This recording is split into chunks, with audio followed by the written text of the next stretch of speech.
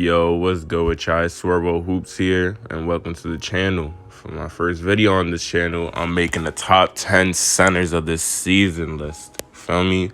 Now, I want to warn you, alright? I got my own opinion on my own person, and I'm going to explain all my individual decisions at each ranking.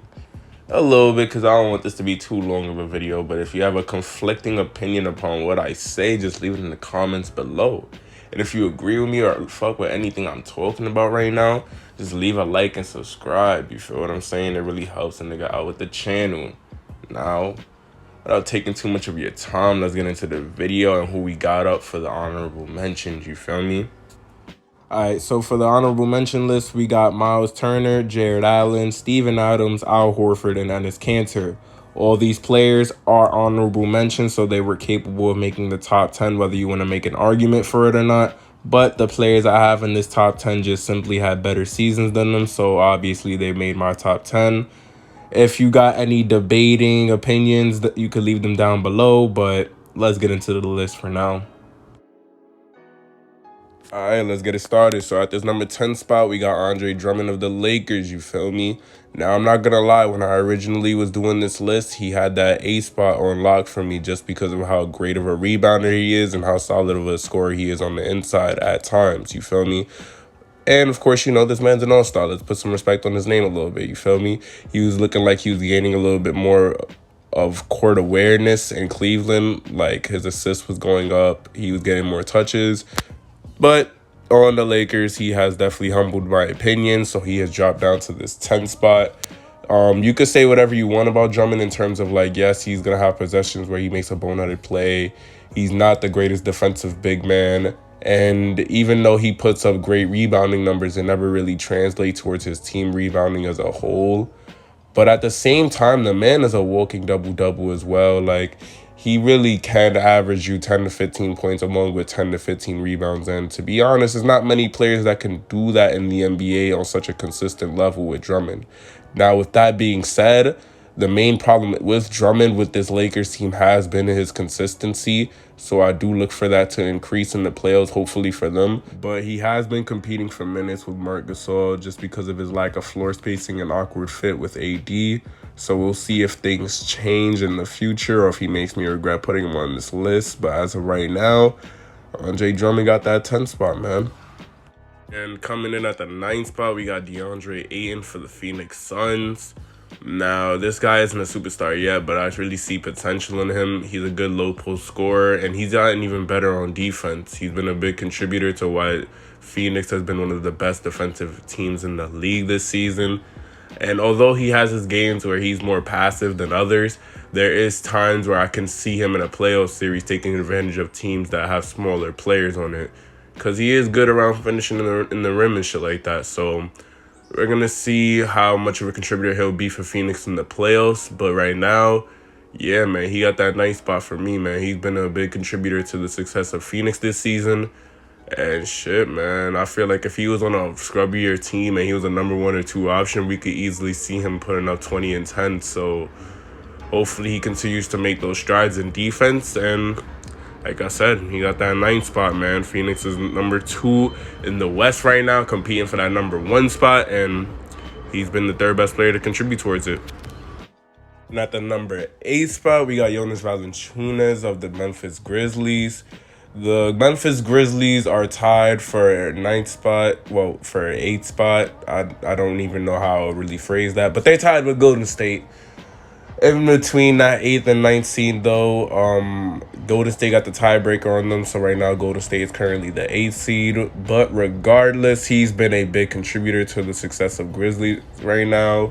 Ja Morant, on a side note, as a second-year player, has been leading this Grizzlies team to a whole different culture and a level of success, which is for another video. But Valanciunas has definitely been the 2nd best player on this team.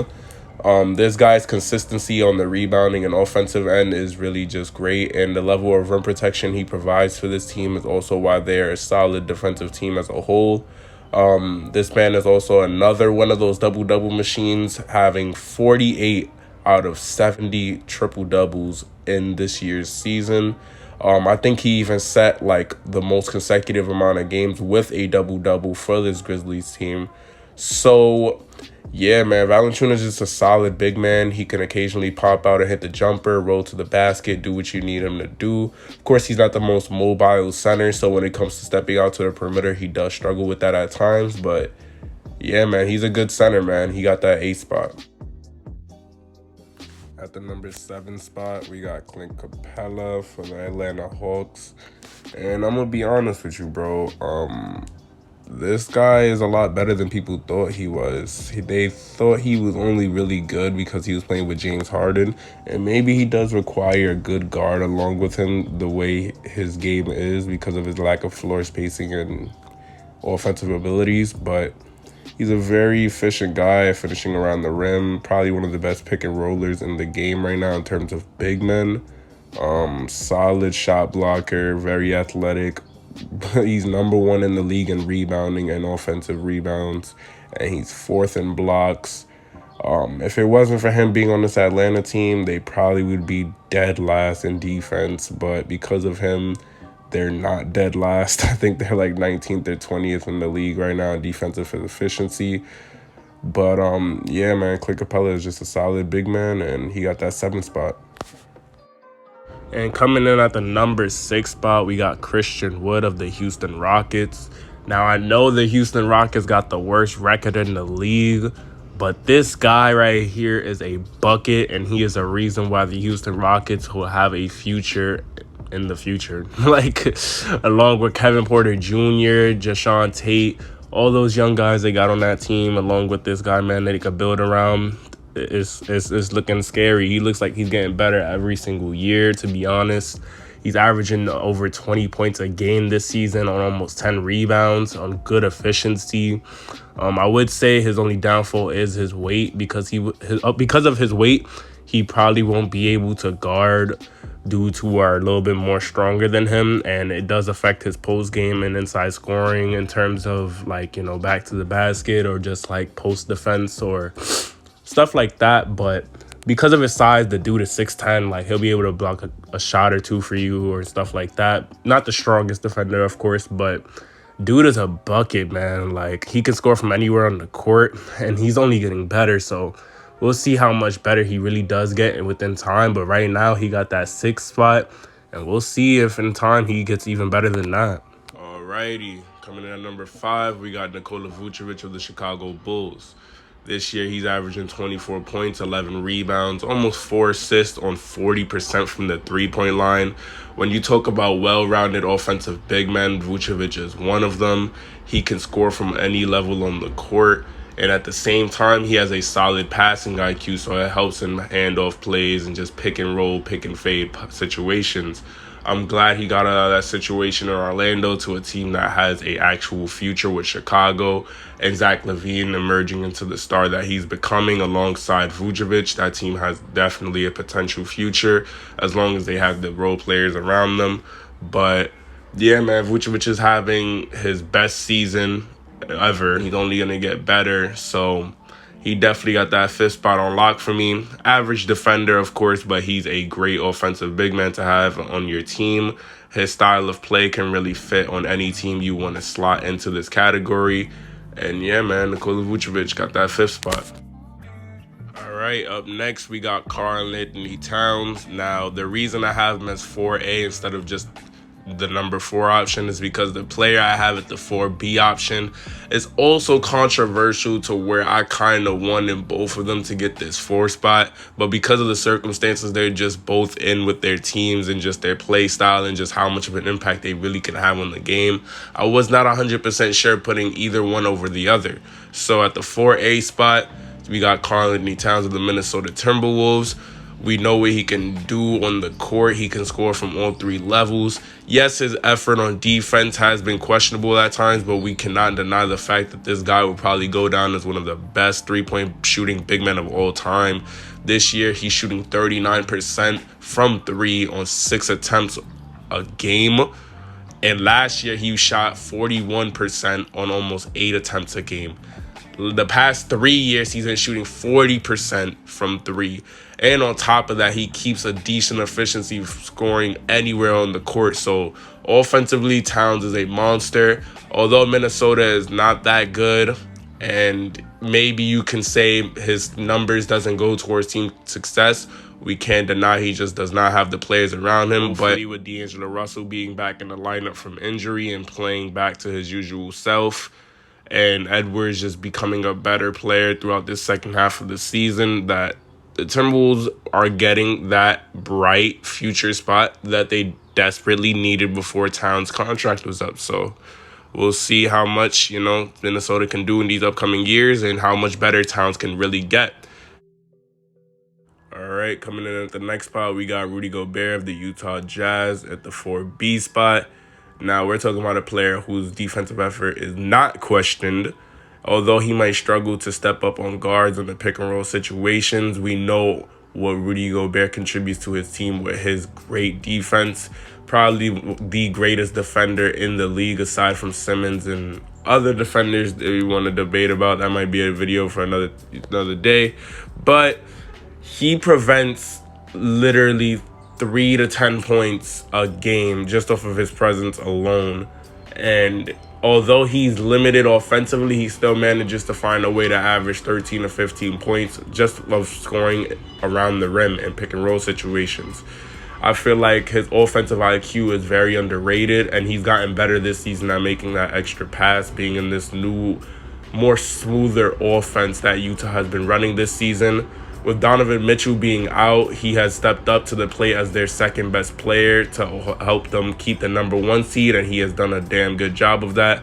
He's the reigning defensive player of the year, and although he may or may not win it this year, he definitely will be in the conversation, and if not, a damn runner-up. So you can't undervalue what Rudy Gobert contributes towards his team, especially playing as great as they've been playing this year. At the number 3 spot, we got Bam Adebayo of the Miami Heat.